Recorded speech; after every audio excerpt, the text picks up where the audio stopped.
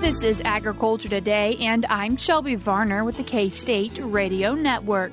Beginning today's show is Dan O'Brien, K-State grain economist, with a grain market update. Dan reviews the futures and cash for Kansas crops, as well as the likelihood of different outcomes. Ed Brokesh, assistant professor in K-State's Department of Agricultural and Biological Engineering, continues the show with information about road safety. He discusses turning accidents and proper marking on machinery and trailers. Rounding out this week's shows is K-State meteorologist Chip Redmond with an outlook on the weather. He says summer brings severe weather and high temperatures. That and more is coming up ahead on Agriculture Today.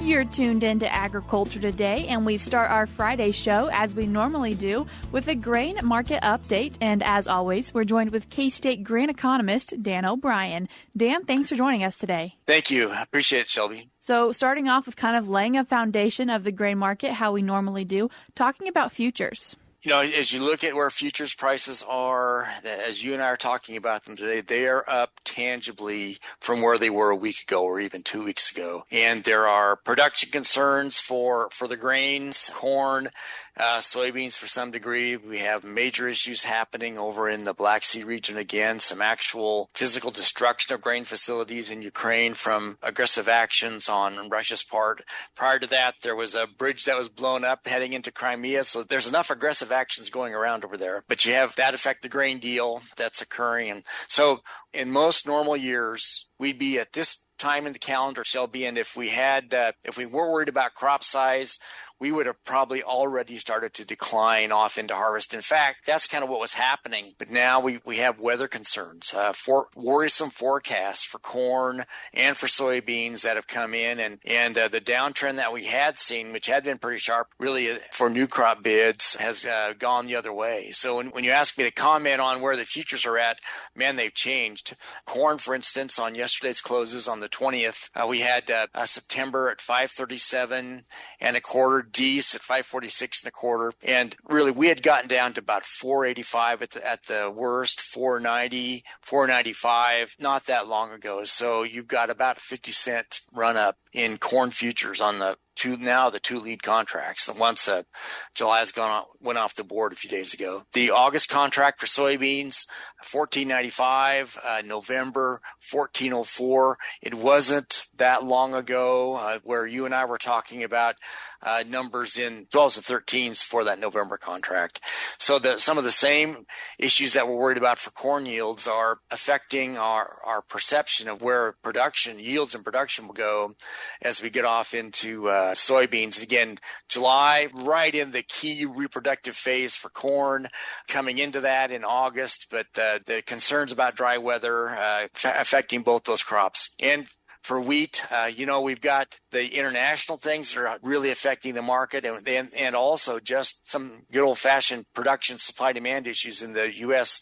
Rains in Kansas for the wheat that is being cut in the West, delaying some harvest. That's an issue. I think a big issue to be thinking on that's continuing to develop is that the dry conditions up in Canada that are now, as we look at the drought monitor maps, now coming down into all along the U.S.-Canadian border, and you're coming into some awfully important hard red winter wheat, durum wheat, production areas right in there. And so you've got concerns, white wheat farther out to the west as you go into towards Washington and parts of Idaho. So anyway, we just don't have a docile, nice, well-configured set of markets. Again, September hard red winter wheat, as you and I were talking about, 874 3/4. It wasn't long ago. We were thinking, gosh, we were hoping we'd stay above 8. And now we're at 874. We saw one day this week where we jumped 35 to 40 cents imbalance in the wheat market. And that was tied in. But great concern about that Russia-Ukraine grain deal going away.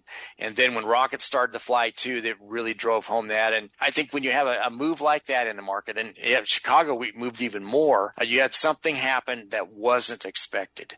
And that surprised the market. It changed the game in a way, and we'll see where it all goes. And what are we seeing then on cash and local basis? I think for corn prices, we've seen the futures sort of lead the way. Basis levels really pretty good. Just stand back and look at corn spot basis, for the upfront cash bids, particularly in western Kansas. We had much stronger basis last year. Over $1 in the Garden City area, 80, 90 cents a dollar elsewhere. So we still have good cash prices, but the futures now are carrying more of the weight.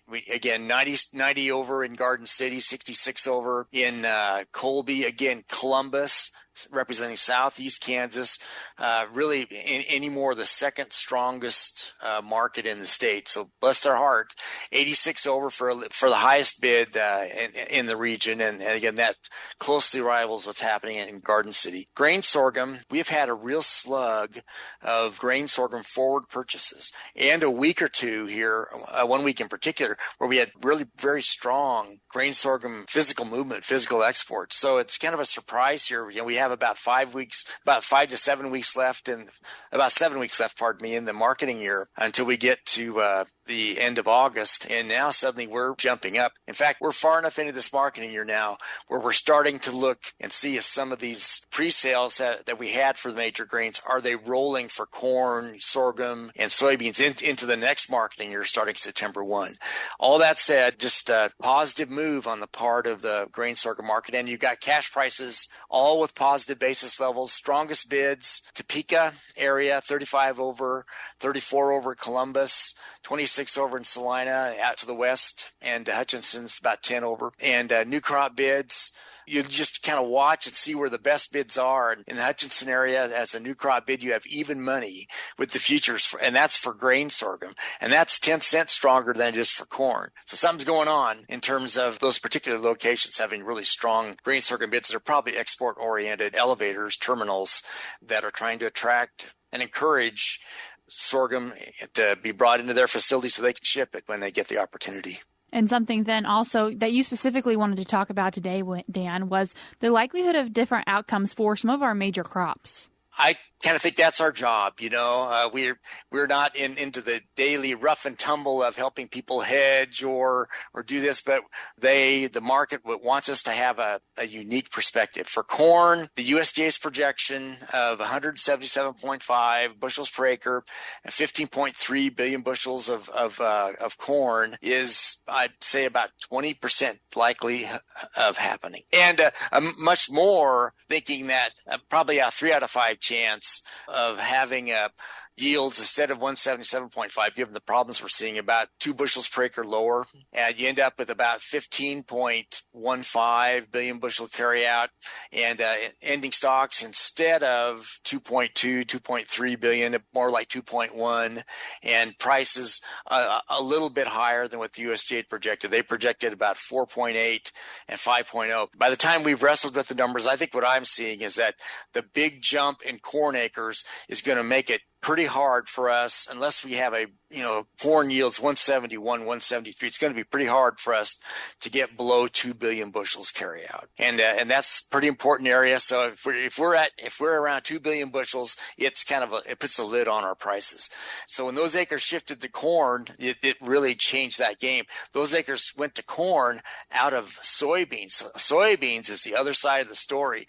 We're tight enough on acres that now, as we reduce them about, I think, 4 million acres lower for soybeans, that the USDA kept the same projection of 52 bushels an acre that they'd had, that dropped the acres and ended up with a ending stocks projection of about 300 million bushels, which is not much. When we really got tight in the past, it was around 100, 150. Well, if we now have just anything like a 50 and a half bushels per acre, or more like 49 bushels per acre with problems in the central and eastern corn belt that we're fearing, then we're getting down pretty close to 200 million carry out, which is pretty close. Stocks to use below 5%, prices moving pretty strongly. So as much as this acreage issue really affected corn and kind of puts a lid on just how high by itself it can get, it really opened the door for a lot of volatility on soybeans. Last thing I'd say on those crops is farmers in South America are watching all these prices, and they see these great soybean prices that we've got, and they're going to be planting their crops not too long, about September, October, November, December.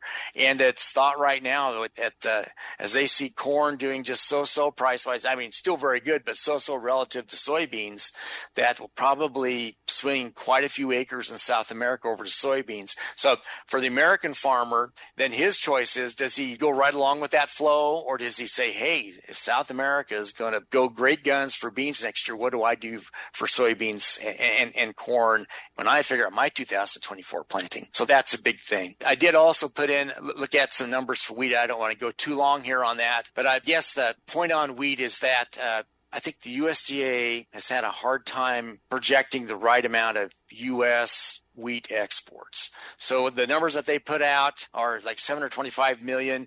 You look at our numbers now, we're not going to hit the latest numbers. So I've taken basically the USDA's projections and been pretty conservative with what the exports are actually going to be. And with that, it puts more of a limiting, inhibiting figure on the price. It's a polite way of saying, yeah, it hurts our prices, that we don't have exports. So the big thing that we thought would happen about 2 years ago, and all this started to go on in the Black Sea area, is that, hey, they're short, Ukraine's going to be short, and that business will come to the U.S. Well, it never has yet. And maybe that's currencies, a whole bunch of other issues.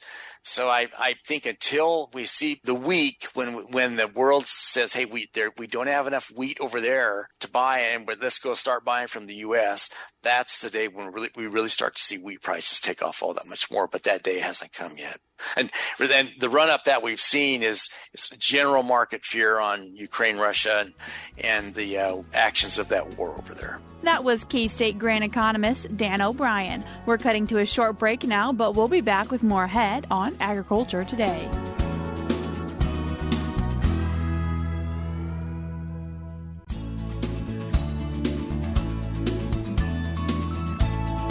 You're tuned into Agriculture Today, and now we're going to discuss some road safety that producers and other people on the road should keep in mind. And then to do that, we have Assistant Professor in the Department of Biological and Agricultural Engineering, Ed Brokesh. Ed, thanks for joining us today. Glad to be here. First, getting started with talking about left turn accidents. What are some statistics on these, and why are we talking about them today? In the last 5 years, we've had 13 ag machine vehicle accidents where somebody has hit a piece of ag equipment on the road, and over 50% of those accidents have been where the vehicle or the tractor and machine was turning left and a vehicle tried to pass and hit the piece of ag equipment, either the ag equipment or the tractor. And why this is really important that we do something or bring this to everybody's attention is we're talking small passenger-type vehicles, pickups.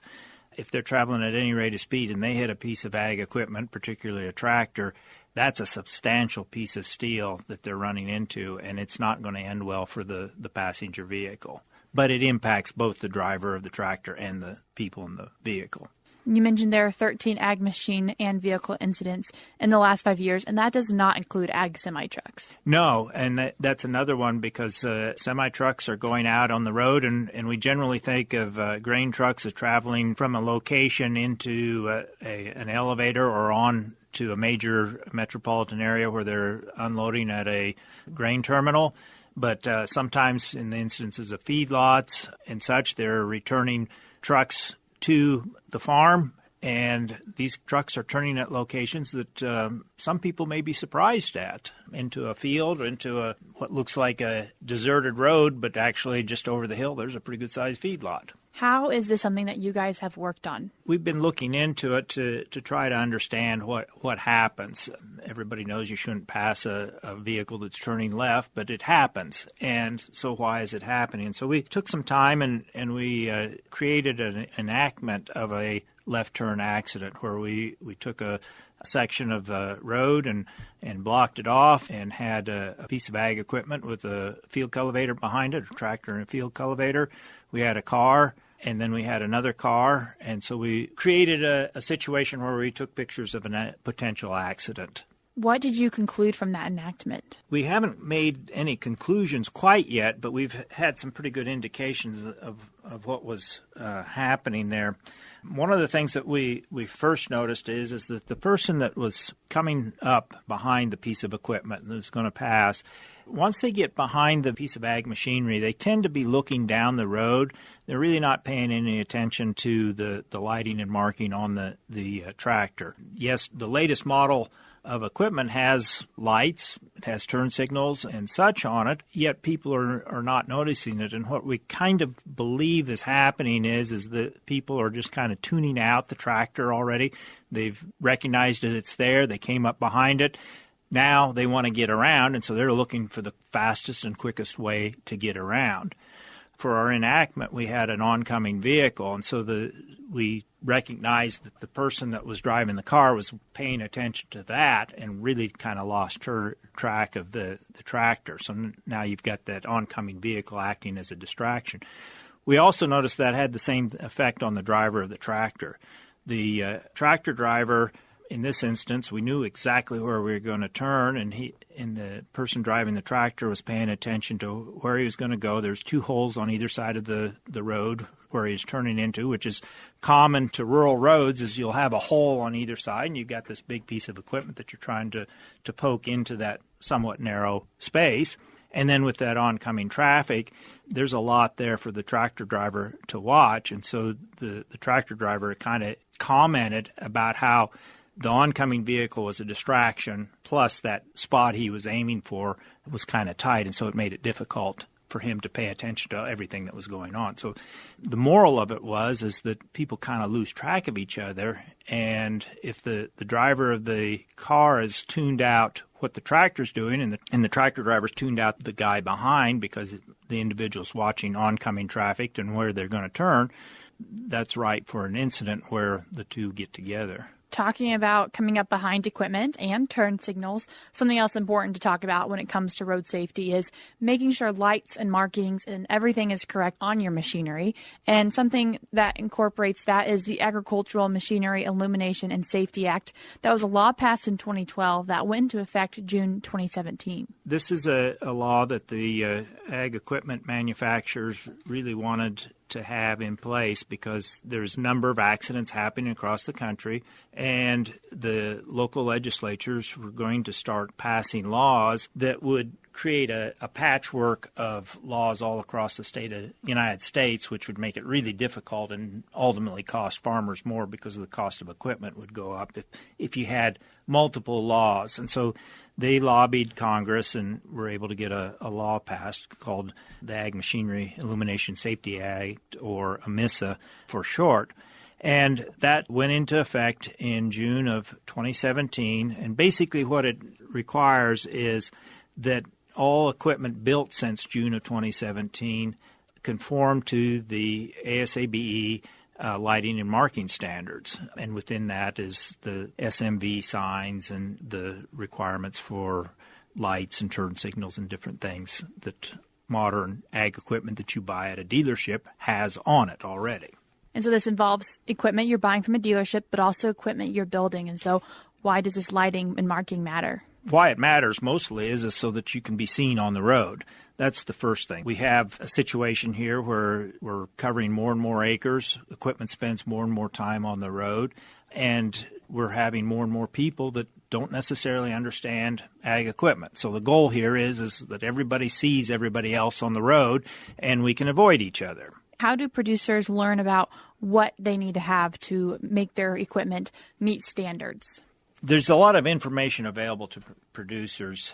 Probably the best way to get a hold of it is to get in touch with Extension, or the Association of Equipment Manufacturers has a website for a free download, a copy of a guide that'll give you a rough idea of how to light and mark your equipment. This AMISA was written The first draft of it was back in the 1950s and early 1960s, and it's been updated multiple times. And we are currently, we meaning the American Society of Biological and Agricultural Engineers, is in the process of redrafting it so it's more readable. The average person, it is a challenge to read. Having read it a number of times myself, it is a little hard to read. We are working on making it more readable, but the AEM has this guide that is a nice representation. It will give the producer, small manufacturer, FFA shop, anybody that's going to build a piece of ag equipment that's going to run down the road, a good guide as to how they should put lighting and marking. And you can get all the materials you need at your local fleet and farm supply, Tractor Supply, and others has all the stuff you need. It is a matter of figuring out where to put it and place it properly. Are there pieces of machinery that have a little bit more concern to them for yourself? Well, first off, anything that's been built since June of 2017 will meet the standard. If the manufacturer is of a reputable organization, they will have met the standard. But some of the things that are out there that we kind of are thinking about is, first, older equipment. Now, the way the law was written, anything built before June of 2017 doesn't necessarily have to comply to meet the standard. But let's face it, if you're going to put it on the road, you probably should light and mark it so that people can see it. It's not so much that you're worried about the highway patrol pulling you over. It's more the case you don't want to be hit, or you don't want to have somebody miss you and drive into you. Some of the pieces of equipment that it's kind of a general concern is grain wagons, forage wagons, anything you use to transport hay on. And I'm thinking about large round bale trailers. That's probably the most common that people will have built something themselves and piled high and full of as many large round bales as they can, because they don't want to make one more trip back to the farm or back to the field to get all their bales in. And then lastly, of course, is another one is implement trains. In Kansas, we probably don't have very many grain wagons per se. We do have grain carts, and the big thing there is that a modern grain cart will be properly lit and marked. Older ones may not, and so a person should think about updating them so that they are properly lit and marked. Grain carts are big. You can't see behind the cart if somebody's coming up behind you. So having the proper lighting on there gives you some levels of protection, and then also adding on a camera. And you can, for a few $100s, you can add a camera on and see exactly what's behind your cart. It's not a requirement, but it's something that you may consider doing. But the thing to think about with grain carts is we work very hard during harvest.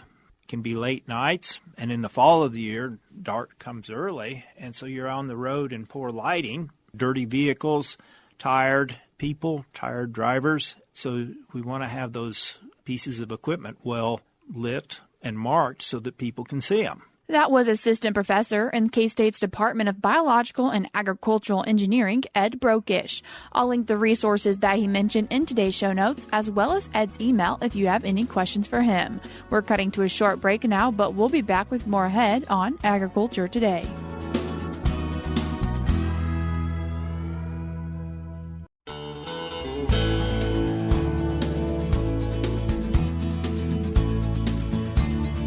You're tuned back into Agriculture Today, and we conclude our Friday show as we normally do with a weather update. And as always, we're joined with K-State meteorologist Chip Redmond. Chip, thanks for joining us once again.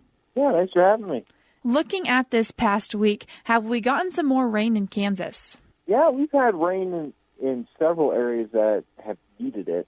Kind of transitioned the core of the precipitation further to the east into central and eastern Kansas. And again, it's summertime, so the rainfall is very variable over short distances. I know we had anywhere from a quarter of an inch to 2 inches in the Manhattan area in just Friday alone. So definitely isolated amounts. The highest amounts that we saw were mostly in central Kansas along the I-70 corridor, and then in the northeast where we saw a band of precipitation. Up to 3 to 4 inches of rain fell in some places, and even a few flash flood warnings. I haven't seen a whole lot of those so far this warm season, just because we've gotten adequate moisture and timely moisture but not a whole lot of flooding yet. So needed rain. We're still averaging around an inch in parts of central and eastern Kansas, so that pretty much took most people close to average for the week, but we're definitely starting to dry out in the west, where we didn't get any moisture in the southwest, except for a few isolated showers. So definitely a shift in the precipitation pattern compared to what we've seen recently. And during this time of year, often we talk about we get rain, and with that rain comes severe weather. Yeah, we had several episodes of severe weather, the most prominent being the thunderstorm complex on Friday that moved from north-central Kansas into the Kansas City area and even into southeast Kansas. We measured winds up to 85 miles an hour in the Mesonet, and that's pretty potent and did a lot of damage, unfortunately. And then the other notable system was in central Kansas. We had that on Sunday, and we had some big hail. I saw some pictures of softball-sized hail near Osborne and then this morning near Great Bend. Unfortunately, as we talked last week, we were concerned about some hail and cropland, and definitely destroyed a lot of cropland in those areas. And the winds, too, did a lot of wind damage around Great Bend. Unfortunately, that's what we see this time of year. Notice, though, we're not seeing a whole lot of tornado threat. I know there are some folks looking at some of those damage, especially in the Great Bend area, asking if it was tornadoes, and no, we just had a lot of straight-line wind. We just don't quite see the upward velocities and wind shears that we need this time of year to get tornado development. And with this time of year, severe weather also comes heat. Yeah, so we need to have warm temperatures to get the thunderstorm activity. In fact, this week's kind of been a little bit of an anomaly. After Sunday, we had much cooler weather in some areas with cloud cover, especially northern Kansas. And that resulted in not a lot of heat and some odd, drizzle showers, duration of the day, several days there. And that kept a lid on the heat, but the humidity's been very high. And as a result, our overnight temperatures are staying warmer. And we have a little bit more potency when we do get the sun come out. We need the sun for thunderstorm activity. So when the sun does poke out, we're seeing precipitation and thunderstorms as a result. And looking forward, then, what are we seeing ahead of us? So we've got another round of precipitation moving through the southern part of the state as this plays and airs on Friday. After that, things are going to really dry out. The forecast for the weekend into next week is almost no precipitation across the entirety of the state. And that's a big change from what we've seen over the last few months. And then temperatures, as a result of things drying out, are going to warm up. We've got a big ridge of high pressure that's providing very, very warm temperatures in the southwest, and set a lot of records, too. And that dome of heat is going to transition a little bit more eastward into the central United States. And we're going to see our temperatures skyrocket as a result. We'll see temperatures in our warmest time of the year already of much above normal, and that means we're looking at potential for hundreds, potentially for several days on end as we get into next week and even into early August. Chip, I appreciate you joining us today and giving us a weather update. Yep, thanks for having me. That was K-State meteorologist Chip Redmond. That's all we have for you this week on Agriculture Today, but we'll be back with you on Monday.